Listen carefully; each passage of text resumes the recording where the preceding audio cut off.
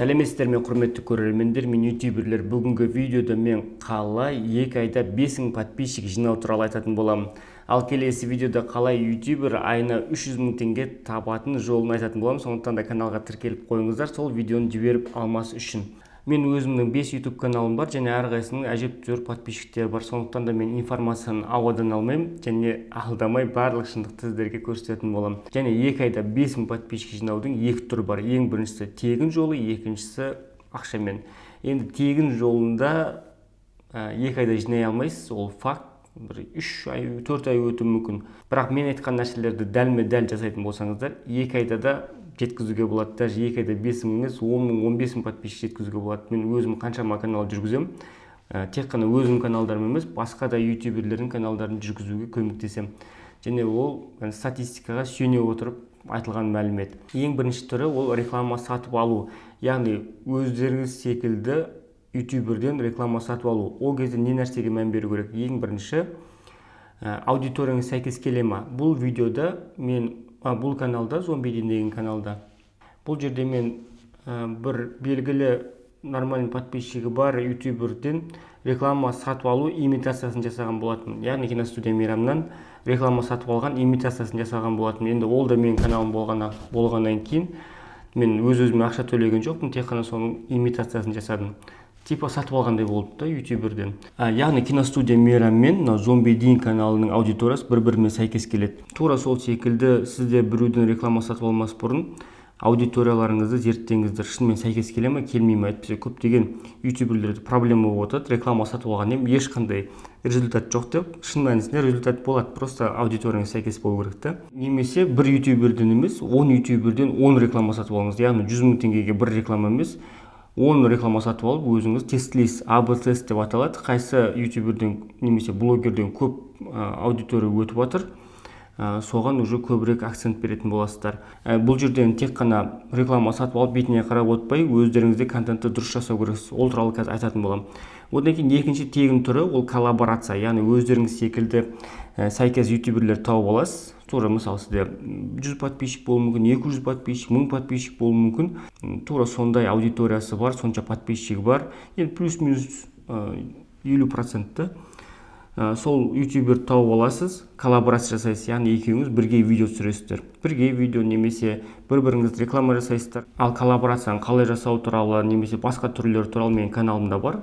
Кіріп көрсеңіздер болады, осы мастер мейрамда. Ютубтан подписчик жинау туралы тегін түрлері өте көп. Мына видеоны көріп кетсеңіздер болады, қалай алғашқы 1000 подписчик жинау деген. Одан кейін тегін түрлерінің ішіне бірінші сіздер достарыңызға жіберу керексіздер.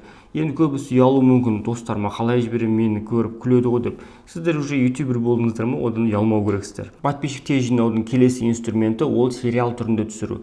Сіздер видеоларыңызды жай ғана түсіре қоймай, бірінші серияда мынандай туралы, екінші серияда мынандай туралы түсірем деп өздеріңіздің көрермендеріңізге айта кету керексіздер, және сол туралы түсіру керексіздер. Яғни сериалды көрермендер өте қатты жақсы көреді.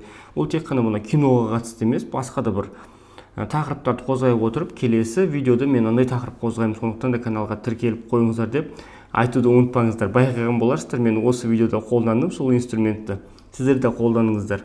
Мен біреулер бар, достарыма жібердім, сіз айтқандай тура жасадым деп, бірақ подписчик жиналмай жатыр, просмотр көбеймей жатыр деген көп кездеседі. Неліктен просмотр, подписчик жиналмай жатыр? Ең біріншіден өздеріңіздің дыбыс сапасына мән беріңіздер. Мен қазір дыбысым әдемі, жақсы болып шығу үшін сіздерге мынандай боя дейтін микрофон дайындап қойдым. Одан кейін екіншісі мынау дистанционный петличкамен жазып отыр, яғни қандай дауыс шығады, сол камераға өтеді. Соған да әрине қатты мән беріңіздер. Одан кейін видео сапасына да мән беріңіздер. Қаншама әбден қызық қылып шығарғанымен тақырыбыңыз әдемі, даусыңыз әдемі болып отыра, видеоңыздың сапасы нашар болатын болса, онда да сіздердің көрермендеріңіз сізге подписка жасамайды, просмотрда көбеймейді. Және видеоның мән мағынасына да, динамикасына да мән беріңіздер.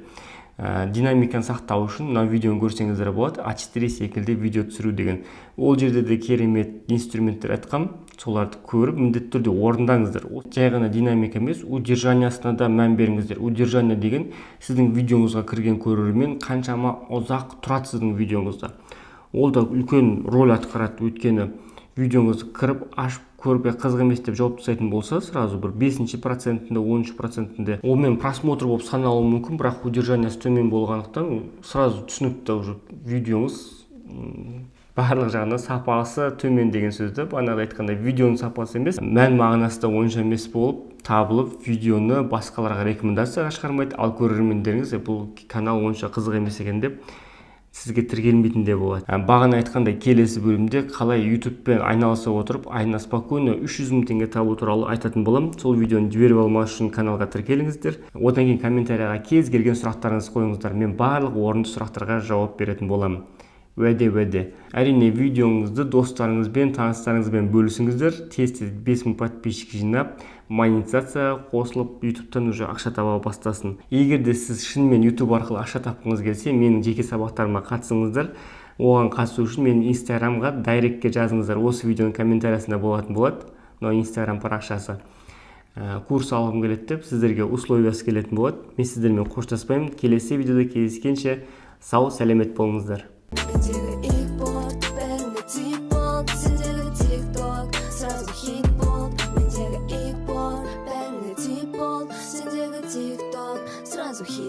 Сен мені ауыртқаннан мен айықпаймын, екеуміздің арамызда әлі де